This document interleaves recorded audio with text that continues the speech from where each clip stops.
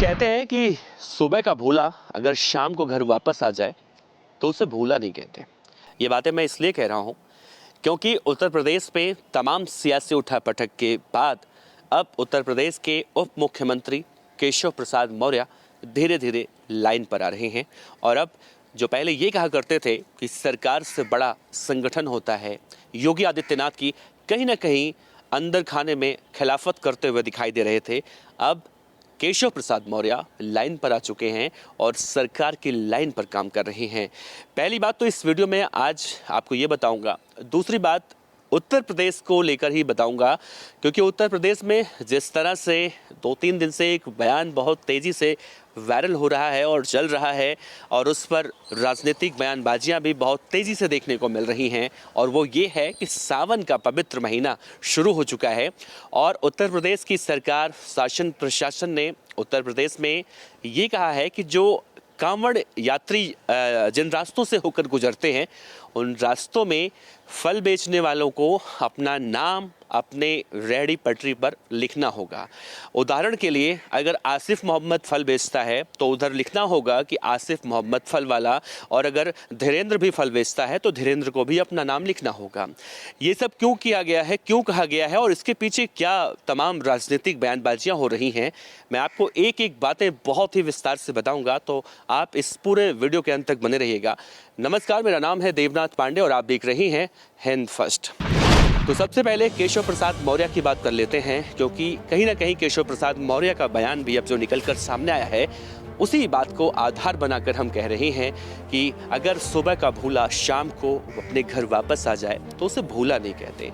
दरअसल देखिए, केशव प्रसाद मौर्य अब पिछले 6 से 7 दिनों से, या यूँ कहें जब यूपी कार्य समिति की बैठक लखनऊ में हुई थी तो उन्होंने अपनी नाराजगी जताते हुए ये बात कही थी कि सरकार संगठन से बड़ा नहीं होता, और इन बातों को कहीं ना कहीं यह हवा मिल गई कि सीएम योगी और केशव प्रसाद मौर्य के बीच में सब कुछ ठीक नहीं चल रहा है। और धीरे धीरे जैसे जैसे दिन आगे बढ़ते गए, केशव प्रसाद मौर्य दिल्ली में अमित शाह और प्रधानमंत्री नरेंद्र मोदी से मुलाकात करने पहुंचे। वहां पर यह खबर कहीं ना कहीं जो अंदर खाने में चल रही थी वो निकलकर बाहर सामने आ गई। हालांकि उनके पीछे भूपेंद्र चौधरी भी पहुंचे और जो बीजेपी के प्रदेश अध्यक्ष हैं, और उनकी मुलाकात प्रधानमंत्री से हुई। केशव प्रसाद मौर्य ने लाख कोशिशें की कि प्रधानमंत्री नरेंद्र मोदी और अमित शाह से उनकी मुलाकात हो जाए, लेकिन नहीं हुई। जब वापस वो लखनऊ पहुंचे तो विपक्ष में बैठे अखिलेश यादव ने ताना मारते हुए लिखा कि अगर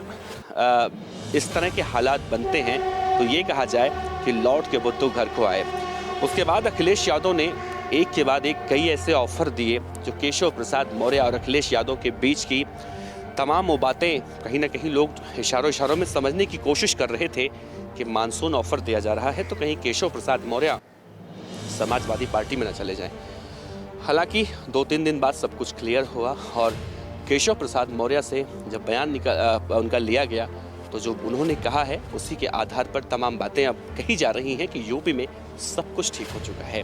इस बात को यहीं पर छोड़ता हूं, केशव प्रसाद मौर्य ने क्या कुछ कहा है वो आगे मैं आपको बताऊंगा, लेकिन दूसरी चर्चा पहले कर लेता हूं कि जिस तरह से उत्तर प्रदेश में अब ये कहा गया है कि तमाम जो फल बेचने वाले विक्रेता हैं उनको अपने नाम अपने दुकान के सामने लिखने होंगे, लिखकर चस्पा करने होंगे। उत्तर प्रदेश में अब जिस तरह से शासन और प्रशासन ने ये कहा है कि अगर आरिफ फल बेच रहा है तो आरिफ का नाम लिखना चाहिए, अगर धीरेन्द्र फल बेच रहा है तो धीरेन्द्र का नाम लिखा होना चाहिए। इसके पीछे का मेन मकसद ये है कि सावन का महीना बहुत पवित्र महीना होता है और कांवड़ियों का धर्म भ्रष्ट ना हो, किसी भी तरह से उनके साथ कुछ छल ना हो, क्योंकि अक्सर ये ऐसी खबरें देखने को मिलती रही हैं अब तक कांवड़ यात्रा में कि कई कांवड़ियों को गलत तरीके से उन्हें खिलाया पिलाया जाता है तो बाद में वो विवाद बहुत ज़्यादा बड़ा हो जाता है। दरअसल उत्तर प्रदेश शासन प्रशासन का ऐसा आदेश जारी करने का मेन मकसद ये था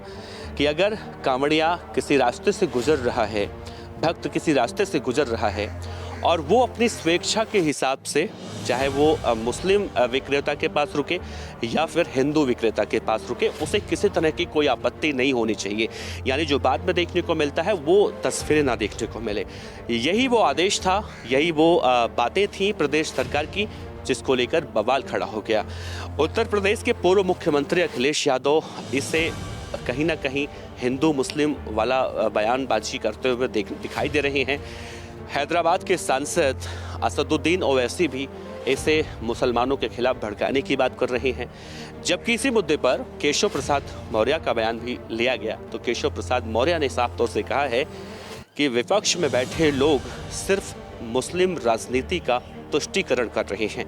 यानी योगी आदित्यनाथ के आदेश को केशव प्रसाद मौर्य भी अब सही बता रहे हैं। यहाँ पर ध्यान देने वाली बात यह है कि जो केशव प्रसाद मौर्य योगी आदित्यनाथ की खिलाफत करते हुए दिखाई दे रहे थे, इस मामले में केशव प्रसाद मौर्य ने यह बयान देकर दो लोगों का मुंह बंद जरूर किया है।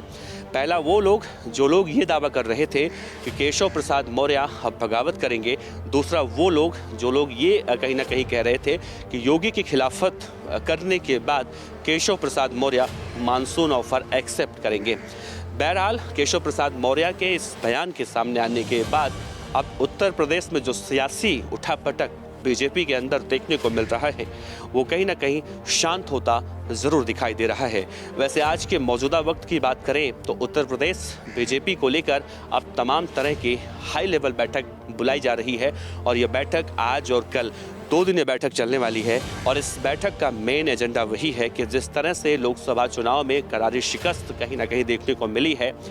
उस शिकस्त की भरपाई करने के लिए आगे बीजेपी और बीजेपी के नेताओं को क्या कुछ करना चाहिए। वैसे आपका इस पूरे मामले में क्या कहना है, नीचे कमेंट बॉक्स में ज़रूर बताइएगा। कैमरामैन गौरव सक्सेना के साथ देवनाथ पांडे, हिंद फर्स्ट, दिल्ली। इस तरह की और वीडियो देखने के लिए हमारे YouTube चैनल को सब्सक्राइब करें और बेल आइकन को दबाना ना भूलें